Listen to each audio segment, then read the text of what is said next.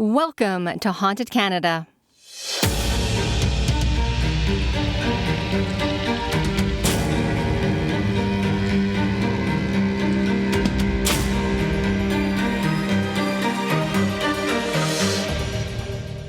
Hi everyone, my name is Nadine and welcome to episode 14 of Haunted Canada. Before we get started, I wanted to say a big thank you to everyone who is supporting this podcast. I truly do appreciate it. If you want to continue to support the creation of this podcast, please follow us, share this podcast with a friend, and in the show notes, there's also a link to show your support. On this episode, we're going to venture across Canada for 3 more spooky ghost stories. First, we're going to start in Moncton, New Brunswick, and delve into the historic and haunted Capitol Theatre.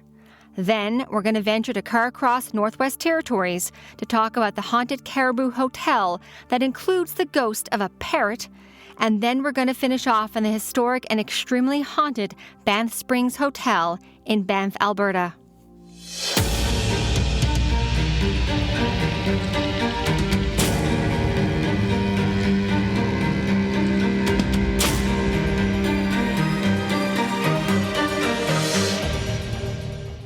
In the heart of Moncton, New Brunswick stands a historic structure shrouded in a veil of mystery and intrigue known as the Capitol Theatre.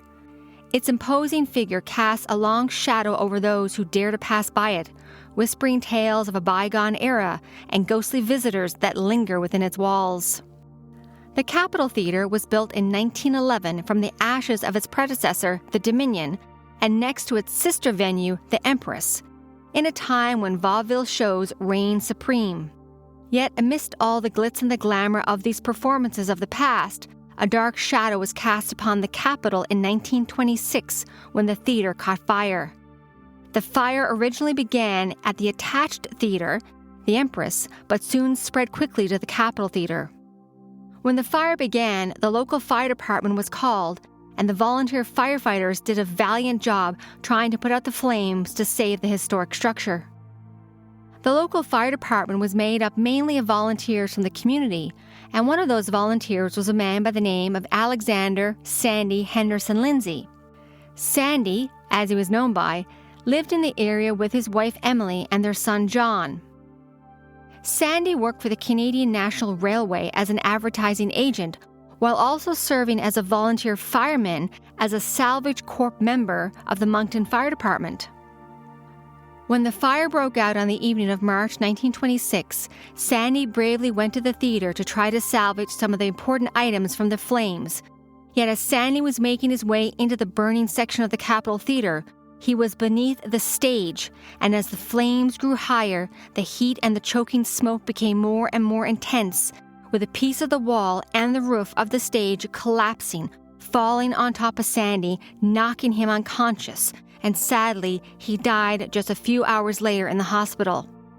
To this day, he is still the only Moncton firefighter to have lost his life while on active duty. Hanging inside the Capitol Theatre today is a black and white picture of Sandy on the wall with a memorial plaque opposite the ticket booth recognizing him for his bravery during the fire of 1926. To this day, many believe that it is Sandy's kind and friendly presence that has remained behind at the Capitol Theatre, still wandering throughout the building, watching over everyone. Staff who work at the theatre and actors will often see the presence of a tall man in a historic old fireman's uniform walking throughout the theatre. On many occasions, actors will think that it's a fellow actor in a costume until they take a second glance and Sandy has then vanished. Other actors who are on stage rehearsing for performances have said that when they look out in the audience, that they will often see a man in an old-style fireman's uniform sitting in the middle row, just smiling and watching the rehearsal. While on other occasions, when actors are standing in the wings, waiting to walk onto the stage, they'll suddenly feel a cold presence all around them. Many believe that it is Sandy making his friendly presence known throughout the Capitol Theatre, still to this day. The Capitol Theatre was eventually reopened just 7 months after the fire and was redesigned as a movie theater, referred to back in the day as a cinema, showing silent-era films and black and white movies, and it has evolved over the decades into a historic and magical theater that it is today. Besides Sandy's spirit that is still present in the historical theater, a more delicate and elusive apparition lingers, the ghost of a young girl, her laughter still echoing throughout the empty corridors. Legend speaks of the young girl's untimely demise on the stairs of the old Capitol Theater. Apparently, back in the 1970s, a young girl was running down the old staircase to the concession stand to get some popcorn when, sadly, in her excitement, she tripped and fell down the staircase, breaking her neck and dying instantly. The staff and the visitors at the theater today will often speak of hearing the sounds of a young child laughing and whispering, while others will get the feeling of a phantom breeze that dances all around them in the stairwell, a chilling reminder of the girl's restless spirit. While other staff report witnessing a young girl standing behind the ticket counter, which used to be the former concession stand. Staff say that as they begin to walk closer to the girl behind the ticket counter, that she begins to laugh and then just disappears right in front of them. On other occasions, employees and visitors of the theater will often see that young girl in a white dress just skipping in the hallways. Everyone who has worked at the theater over the last 100 years still believe that it is the spirit of the young girl who so tragically died after falling down the stairs, and that it is her spirit that has remained behind at the Capitol Theater as a haunting reminder of the lives cut short and the stories left untold. While the Capitol Theater stands as a beacon of culture and history in the beautiful city of Moncton, New Brunswick, it is well known that within its walls it echoes with the whispers of the past and the ghostly presence of those who still call it home to this day.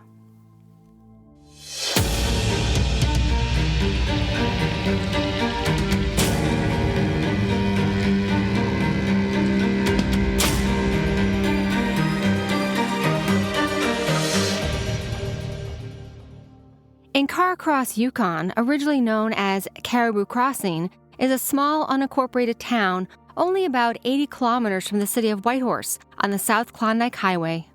The historic Caribou Hotel, which looks out over the shores of Bennett Lake and Nars Lake, stands as a legendary hotel shrouded in mystery and darkness, with ghostly sightings from one of the original owners going back to the early 1900s, and a foul-mouthed whiskey-drinking parrot named Polly.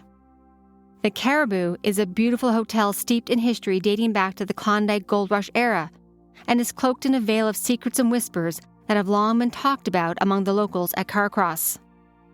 For many years, the hotel doors have remained shut, sealed from the outside world, until the arrival of some new owners seeking to resurrect its chilling legacy. The new owners, Anne Morgan and Jamie Toole, were drawn to the hotel and took on the daunting task of breathing life back into the Caribou Hotel. Their vision was to restore the once grand structure to its former glory, transforming it into a boutique hotel that would house a restaurant and a bar, while also welcoming and working amongst the many ghosts of the past. Miss Morgan is quoted in an article as saying, "It holds within its walls the most mesmerizing tales of the Yukon." Originally, the hotel was erected in the remote town of Bennett, British Columbia in 1898, amidst the frenzy of the Klondike Gold Rush, and the Caribou Hotel bore witness to the many turbulent events and the souls that traveled throughout the creaky hallways. After the hotel was destroyed by a fire in 1909, it was then rebuilt by Edwin and Bessie Gideon, who had the hotel ferried across the icy waters of Lake Bennett to Carcross, with the 3-story hotel changing hand countless times over the years, with each proprietor leaving behind a lingering imprint of its own haunted facade, while having their own eerie experiences with the many ghostly residents. When the hotel was being constructed in 1909, the man who was building the hotel was a tradesman by the name of W.H. Simpson. While Mr. Simpson was good at constructing and building hotels during that time period, it would mainly consist of Mr. Simpson with his own hammer nailing together the structure of the hotel, and the sound of the constant hammering would echo throughout the community from dawn to dusk. And while the hotel was rebuilt over 100+ years ago, it is believed that Mr. Simpson's spirit has remained behind at the Caribou Hotel, still working and hammering nails into the structure. The current owners have said that when they're in the building in the daytime or at night, that they can often hear the sounds of hammering coming from all over the hotel. People will check in all the rooms on all the floors to see where the hammering is coming from, but nobody can ever find it. The current owners believe that it is, of course, W.H. Simpson, still working on the hotel that he helped reconstruct over 100 years ago. Legend also has it that one of the oldest ghosts roaming throughout the Caribou Hotel is that of Bessie Gideon, one of the original owners who met with a tragic end. It has been whispered that her tormented spirit still wanders the halls. Bessie Gideon's ghost is known as a restless spirit, known to slam doors, knock on visitors' doors in the middle of the night, and eerie manifestations of her ghostly apparition that sends shivers down the spines of any who dare to cross her path. Sadly, Bessie Gideon died in the owner's suite on the 3rd floor of the Caribou Hotel on October 27, 1933, just 8 years to the day after her beloved husband Edwin had passed away, casting a long and dark shadow over the hotel. Former and current owners and guests have reported that when they're in the hotel just staying for a few nights, that they'll have many unexplained run-ins with Bessie's ghost. People have reported that when they're in their hotel room sleeping at night, that they'll often hear knocks and tapping at the door. But when they open the door to check, there's nobody in the hallway. And as soon as they close the door, the knocking starts again. While on other occasion, Bessie Gideon has taken it upon herself to visit guests in their hotel rooms while they're sleeping in the middle of the night. One documented story that recounted such an event was told by a former manager, Mr. Lang, from the early 1970s. Mr. Lang recounted in an interview that he had many of his own strange experiences while staying at the hotel in the owner's suite on the 3rd floor, the same hotel room where Bessie died in 1933. Mr. Lang recounted that while he was sleeping one evening, he got an eerie feeling, a sense as if someone was just staring at him while he was sleeping. He said that when he opened his eyes, he was startled to see a woman standing at the foot of his bed. Mr. Lang, of course, was startled, yet the woman in front of him said nothing and just glared at him. Mr. Lang said that he thought it was the maid of the hotel, Agnes, and asked the woman, "What are you doing in my room, Agnes?" The woman stood at the foot of Mr. Lang's bed and said nothing, but motioned for Mr. Lang to follow her. Mr. Lang got out of his bed and began to follow the woman into the hallway and down the staircase. He said that since it was such an old hotel, that every time you walked in the hallways or up and down the stairs, people knew you were coming because everything would creak. Yet Mr. Lang noticed immediately that he didn't hear the floor creaking as the woman was walking in front of him, and he could hear the creaks beneath his own feet. And as he began to follow the woman down the staircase to the 1st floor, the woman just vanished. The next morning, Mr. Lang was having breakfast and recounted what had happened the night before with the woman in his room. Everyone at the hotel confirmed to him that he had just had a run-in with the hotel's ghost, Bessie Gideon. But Bessie is not the only entity that haunts the hotel's creepy hallways. Bessie's beloved parrot, Polly, that has been dead for many, many years, is still heard squawking within the hotel. Polly the parrot is legendary within the Caribou Hotel as a cantankerous parrot that was very mischievous, repeated foul language, and enjoyed whiskey. Yet Polly the parrot's story is as interesting as it is strange. The Gideons ended up parrot-sitting the bird when the original owners, Captain James Alexander and his wife, headed south for a warm winter vacation. Yet sadly, the Alexanders would die en route when their ship, the SS Princess Sophia, ran aground on Vanderbilt Reef near Juneau, Alaska on October 25, 1918, with everybody on board dying. So the parrot ended up living with the Gideons permanently, and not only became a companion for Bessie, but became somewhat of an attraction and a bit of a celebrity at the Caribou Hotel, as the parrot would often sing opera, bite fingers, swear, and enjoy the occasional shot of whiskey. While Bessie didn't enjoy the foul language coming from the parrot, she did try to convert him by teaching him Bible hymns and songs, and the parrot was so talented that eventually it could sing "Onward Christian Soldiers." Polly was so well loved and taken care of that he lived for over 100 years and was passed down to each new owner. And when the parrot did eventually die at the Caribou Hotel in 1972, it was a sad day for everybody. Polly had a large funeral, and he was buried at the local cemetery with a bronze plaque. But it is believed that it is his spirit that still roams throughout the Caribou Hotel still to this day, as many people can often hear the birds squawking, with random curse words in the hallway and the sounds of someone still singing Onward Christian Soldier. In a macabre tribute to Polly's memory, the current owners christened the hotel's saloon the Surly Bird, a tribute to the historic bird whose antics and swearing left a spooky mark on the Caribou Hotel. Even in death, Polly's spirit still seemed to linger, a vengeful presence that added to the hotel's dark tapestry of legend and lore. And on many occasions, the ghostly apparition of Mrs. Gideon and her bird Polly perched on her shoulder can often be seen standing on the third-floor window of the owner's suite, the very room where Bessie Gideon died in 1933. It's believed, of course, that Bessie Gideon is still looking down at the patrons as they walk the haunted and historic streets of Carcross. The haunted history of the Caribou Hotel has become so legendary and famous that it was actually made into a stamp for the Haunted Canada stamp series by Canada Post.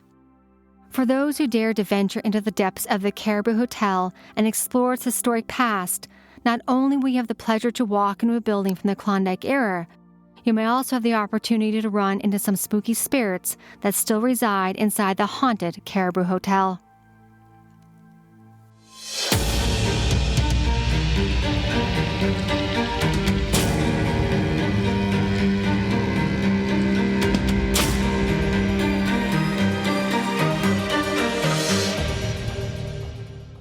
The Banff Springs Hotel, nestled in the Rocky Mountains, is believed to be one of the most famous and haunted hotels in all of Alberta. The Banff Hotel construction began in 1911, and today, this luxurious and haunted hotel is at a National Historic Site nestled in a UNESCO World setting. The historic Banff Springs Hotel has numerous ghost stories steeped in the hotel's history, yet two of the most famous stories that we're going to venture into today includes the Ghost Bride and Sam the Bellman. The story of the Ghost Bride dates back to the 1930s, when a young woman was having her opulent wedding in the Cascade Room at the very stylish and expensive Banff Springs Hotel. The beautiful bride spent the morning getting ready and eventually adorned her elegant white wedding dress and veil and walked towards the marble staircase that she would walk up, leading her to the Cascade Room where the wedding was going to take place. As the wedding music began to fill the air, the bride began to walk up the staircase. Each step of the marble staircase was adorned with a lit candle that would have created a warm and beautiful glow that would have flickered off the marble staircase and the wooden railing. As the bride began to take one step after another and began to walk up the stairs, tragedy struck. When near the top of the stairs, her long, flowing veil caught one of the candles that was on the marble steps, and within seconds her veil was fully engulfed in fire, quickly spreading to the rest of her white wedding dress. The bride was fully engulfed in flames and fell down the marble staircase.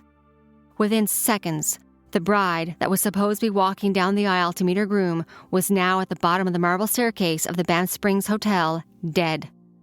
That staircase today is known as the Ghost Bride Staircase, and sightings of the Ghost Bride have been seen on almost a daily basis. Employees and guests of the haunted hotel have seen the Ghost Bride walking slowly down the staircase, wearing her white wedding gown, veil covering her face, and holding a bouquet of flowers. While other people have said that when they're walking towards the Ghost Bride staircase, that they'll often get the smell of smoke, and sometimes when they see the Ghost Bride, it appears as if her dress is engulfed in flames. People are often startled when they see the bride, but before the apparition reaches that bottom step, she vanishes right in front of them. On other occasions, the ghostly apparition of the bride can be seen in the Cascade Ballroom, the very ballroom where the bride was supposed to be married so many years ago. People will often see the Ghost Bride twirling and dancing in the Cascade Ballroom and throughout the hallways. Also, the Ghost Bride can be seen in the ladies' room, which is right next to the Cascade Ballroom. Many visitors over the years have reported witnessing a bride inside the bathroom fixing her veil. And when they mention seeing the bride inside the bathroom, many of the staff are quick to let the visitors know that there's no wedding happening that day and that they indeed have run into the Ghost Bride. The story of the Ghost Bride is so infamous and famous that it was actually made into a stamp which was part of the Haunted Canada series of stamps put out by Canada Post. Another famous ghost story surrounding the Banff Springs Hotel is that of Sam the Bellman. Sam had worked at the Fairmount Hotel many years ago, and when he retired, he jokingly said that he would come back in the afterlife to take care of all the guests at the Banff Springs Hotel. And Sam was a man of his word. There have been many stories of guests reporting that an older bellman had walked them right to their hotel room through the winding hallways, yet when they turn around to give the bellman a tip, he has vanished. But it is when the guests are on the verge of departing the hotel that Sam's airy yet helpful presence truly manifests. As weary guests wrestle with their luggage, a figure will often materialize at their side, Sam the bellman, offering to assist with their luggage. Relieved guests will watch in awe as Sam the bellman gracefully takes their bags from them and says that their luggage will be at the front desk waiting for them. And when the guests head down to the front desk, their bags are there as promised. And when the guests head down to the front desk, their bags are always there as promised. Yet on many occasions, the guests want to show their gratitude to the helpful bellman Sam and ask the front desk person where they can find him to say thank you.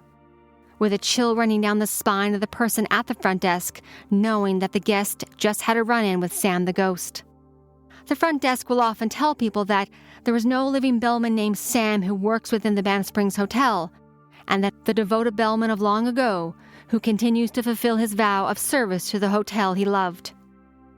To this day, the legend of Sam endures, a benevolent ghost roaming the corridors of the Banff Springs Hotel, eternally committed to ensuring the comfort and well-being of its guests.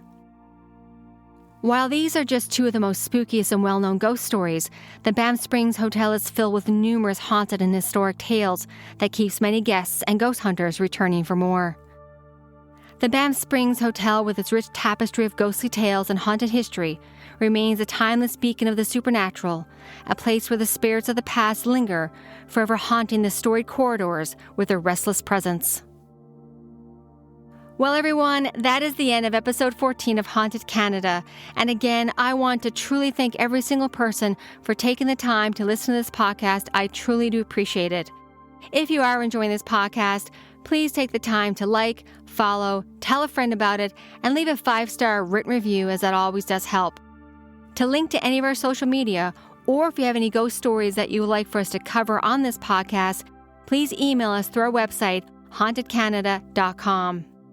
Again, thank you to everybody for taking the time to listen to this podcast. I truly do appreciate it. Have a good night, everybody, and stay safe.